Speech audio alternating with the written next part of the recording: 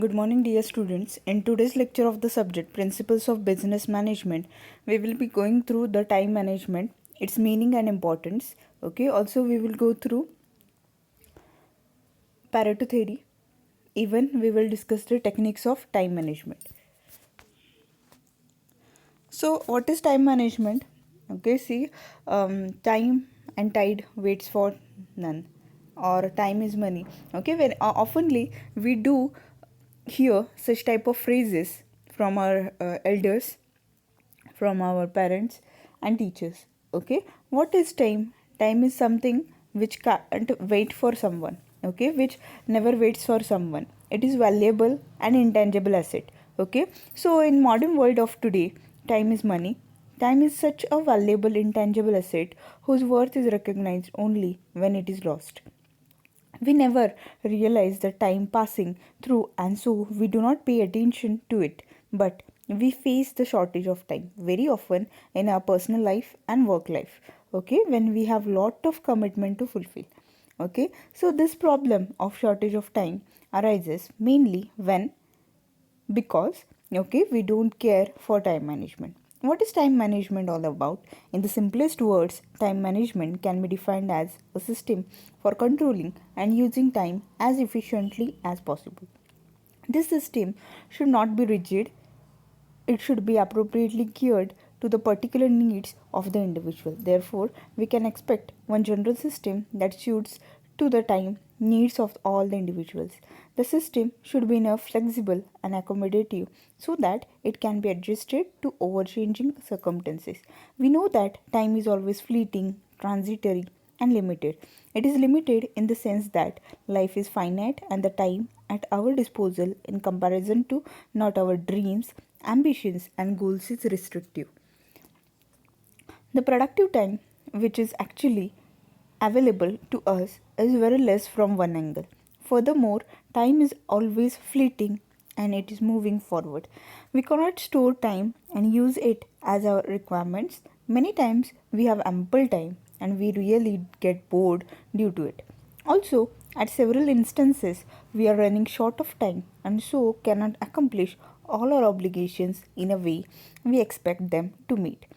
Inevitably, sometimes we find that we have too little time today, but much more time tomorrow.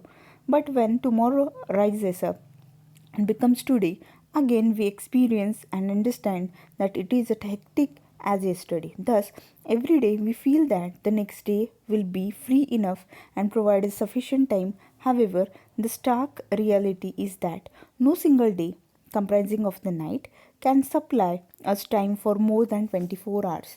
The difficulty that all of us face is how to control time so that its utilization can be efficient. The secret of time management lies in successfully identifying and eliminating time wasting activities. If we can identify and enlist all those activities which are really wasteful and eat up our valuable and productive time and successfully eliminate them, then we can manage our time effectively and become literate in time management. Okay, remember that controlling the time by eliminating time wasting activities is not sufficient because good time management is concerned with effective and efficient utilization of time besides controlling the time. For this purpose, we have to use the time productively. Okay, we have to work harder and harder and work well to produce maximum good results by completing our task in time.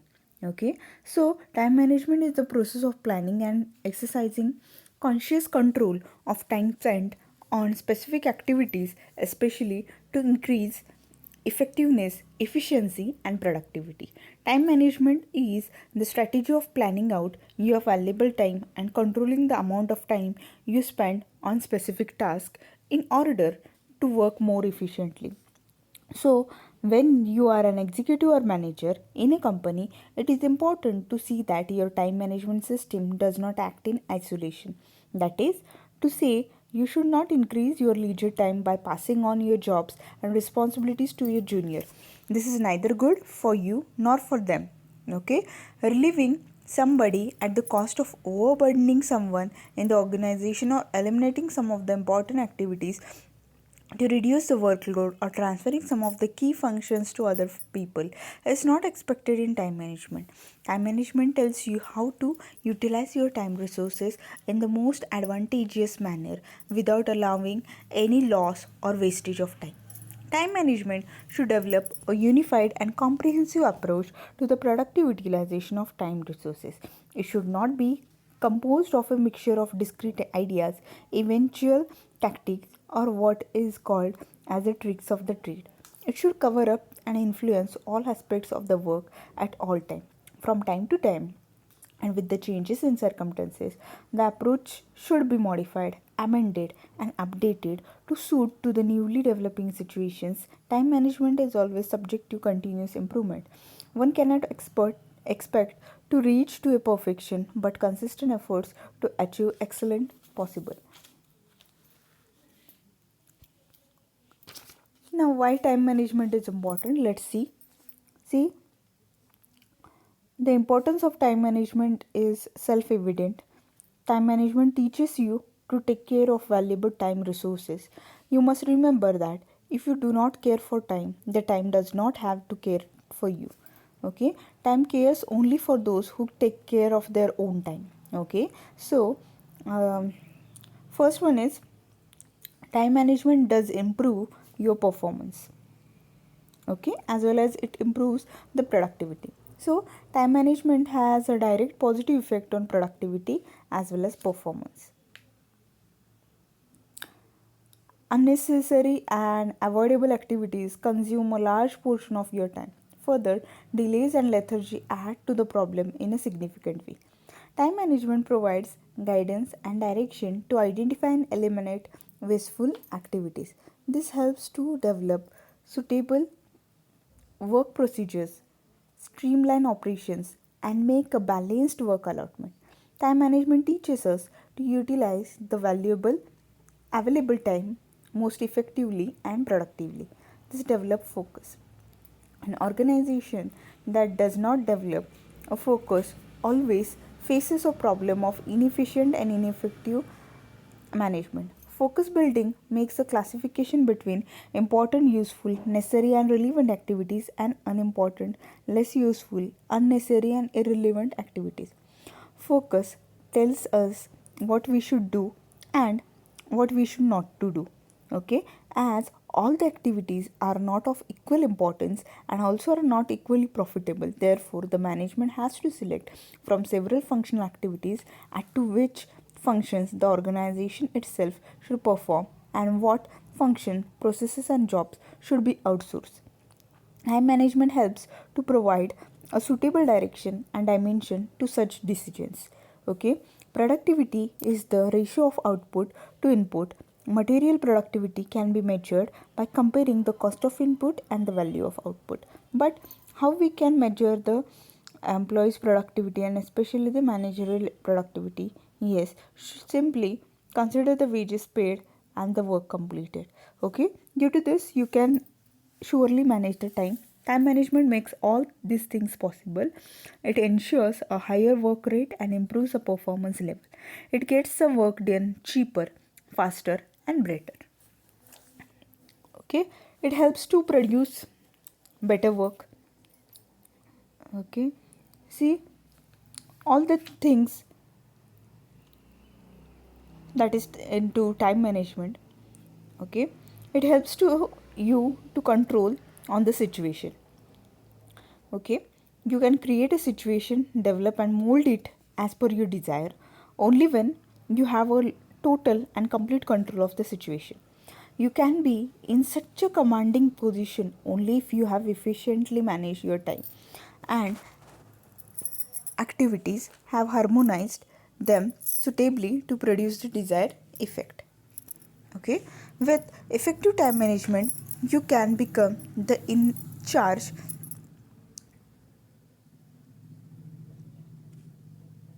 Okay, what should happen and when and the things will work accordingly, making the events to take place as per the plan. Greater control results into a well planned and well disciplined activities, leading again to produce better work. Okay, okay. It also helps you to deliver work on time.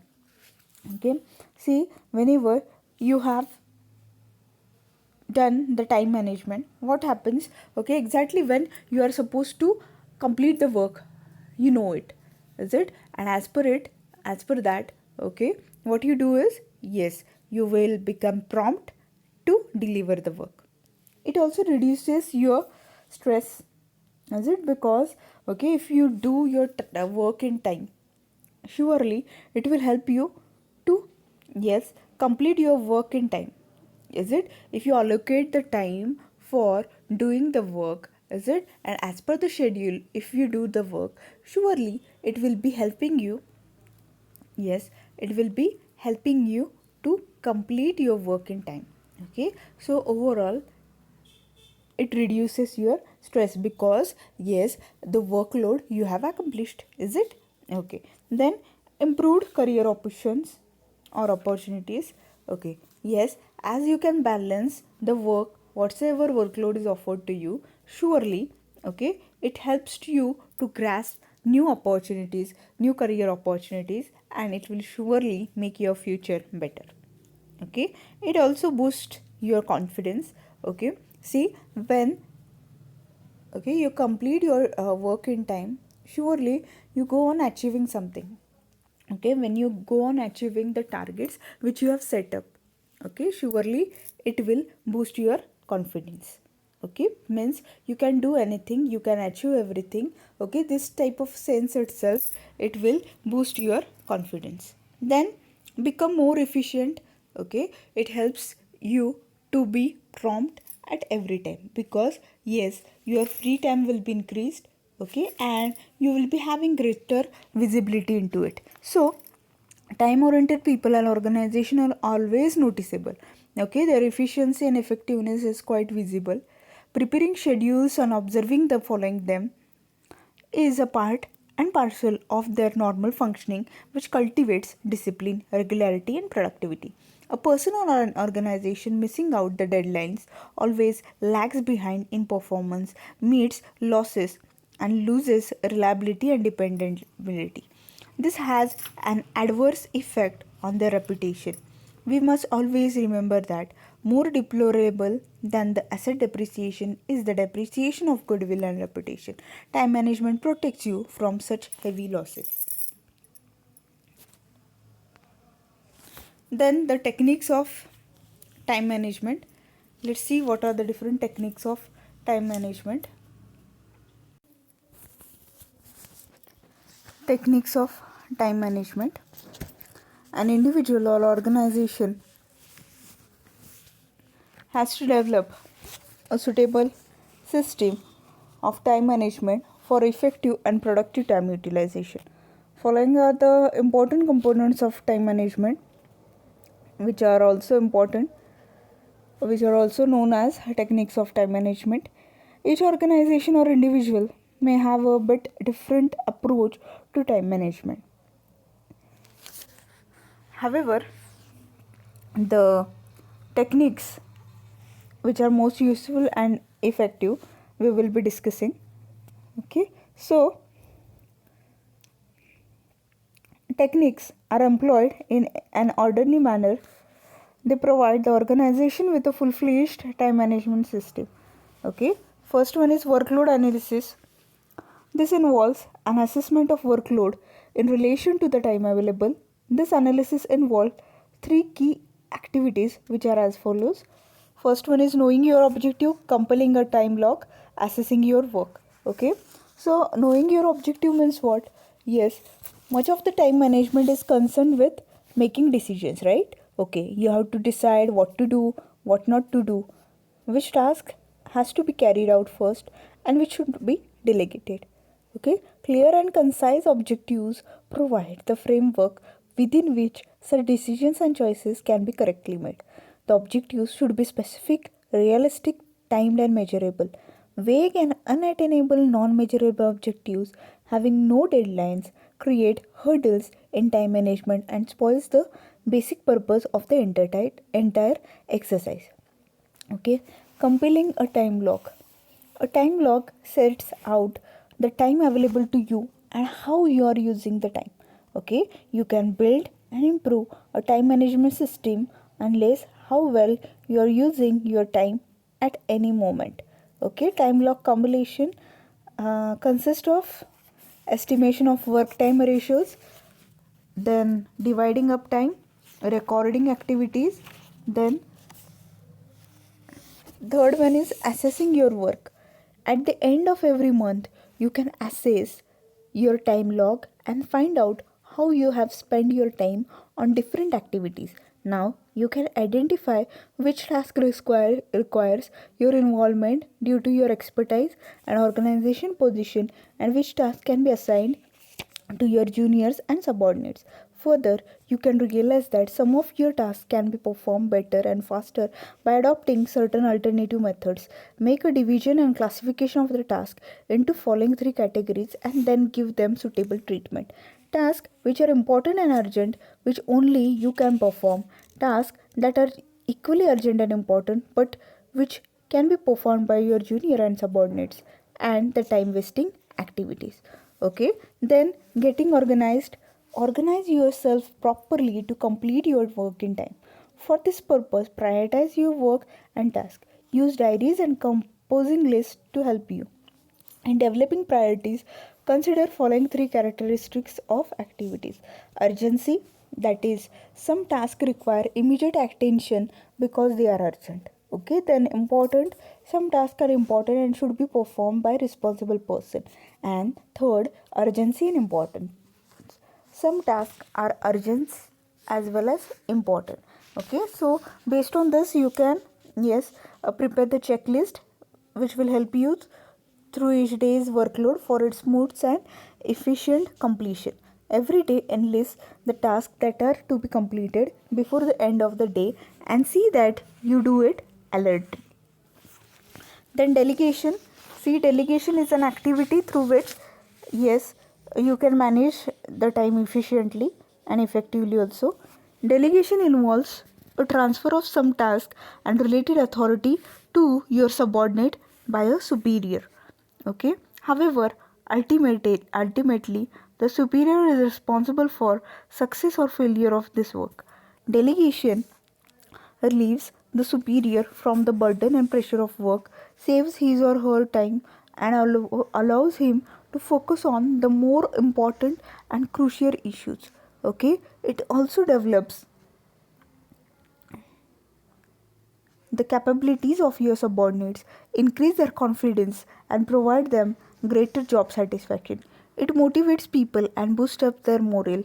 However, delegation is not done properly, brings several problems to the organization. Delegation becomes ineffective and disadvantageous due to following reasons.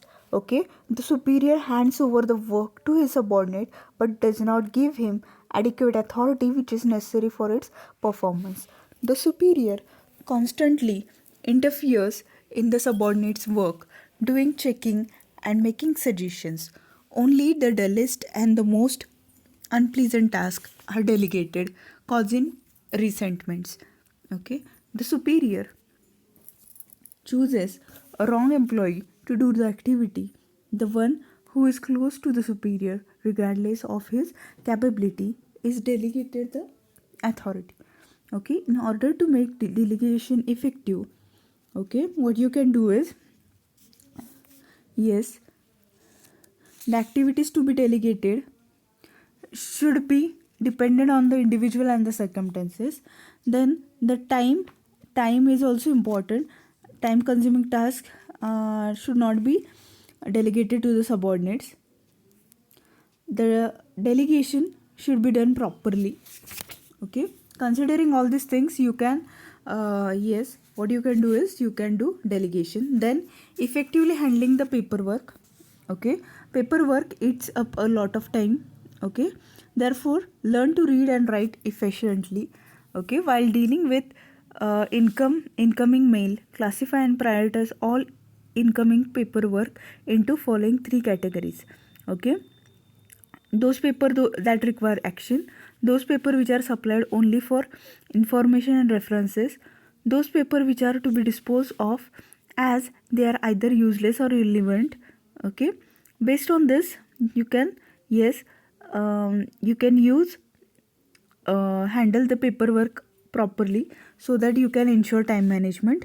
Then conducting of meetings, whenever you are conducting meetings, what you can do is, yes, you see, meeting can be productive as well as time consuming also. Yes, while preparing for the meeting or while conducting the meeting, what you can do is prepare yourself in advance by studying the subject matter of the meeting thoroughly. Circulate the notice and agenda to all the members well in advance, so that they will also prepare themselves. Start the meeting at scheduled time and see that only the matters on the agenda are discussed in the meeting. Okay, do not allow long speeches, lengthy arguments, personal comments, and non factual statements. All this lose the focus of the meeting. Okay, if the discussion is becoming endless due to repetitions of point of views, as a chairperson interfere in the discussion and ask the members to develop a consensus. Prepare the minutes of the meeting and circulate them among the members for their approval immediately after the meeting. Okay, you can do these things while you are conducting the meetings. Then have control over time wasting activities. Yes, what you can do is you can control the time wastage by following ways. Okay, you can prepare work schedules, cope up with interruptions tactfully, and also you can be assertive. Okay, a work schedule is to be prepared so that you can control wasteful activities. Okay, it sets standard time for each activity and establishes an order. It brings discipline and regularity in work and performance. The activities are routinized, and anything out of the schedule can be subject to scrutiny for its urgency, relevance, and importance. Even the activities in the work schedule can be periodically reviewed to assist and verify their necessity and contribution to the work progress. Work schedules will include targets and deadlines. Okay, so this way you can prepare work schedules. Okay, even interruptions break up your concentration. So what you can do is, an interruption make to avoid the interruptions, yes, you can prepare and circulate instructions and procedures manual for employees. You can delegate adequate authority, keep some time for visitors and outsiders. Okay, always keep the telephonic talks short. Okay, this can be done by you. Okay, so these are the techniques of time management. Then it is the Pareto theory, okay, which is commonly known as 80-20 theory. Okay, what is this 80-20 theory all about? Okay, the 80-20 rule, also known as Pareto principle, what is it? The 80-20 rule maintains the 80% of outcomes come from 20% of causes. Okay, means 20% of inputs causes to 80% of outcome. Okay, means it is generally said that 20% of outcome, or 20% of if you do 20% of work, okay, it results into 80% of outcomes. And there is some work, okay, 80% of work which results into 20% of outcomes. Okay, so what you need to do is, you identify the 20% of work which results into 80% of outcomes or profit for your organization. Okay, through which you can produce the best results. Okay, a principle of 80-20 rule is to identify entities' best assets and use them efficiently to create maximum value. Okay, means what you are supposed to do, utilize your 20% of time to produce 80% of outcome or productivity. Surely it will lead your organization towards success. Okay, highlight that 80% of outcome generating 20% work. Okay, and focus on it.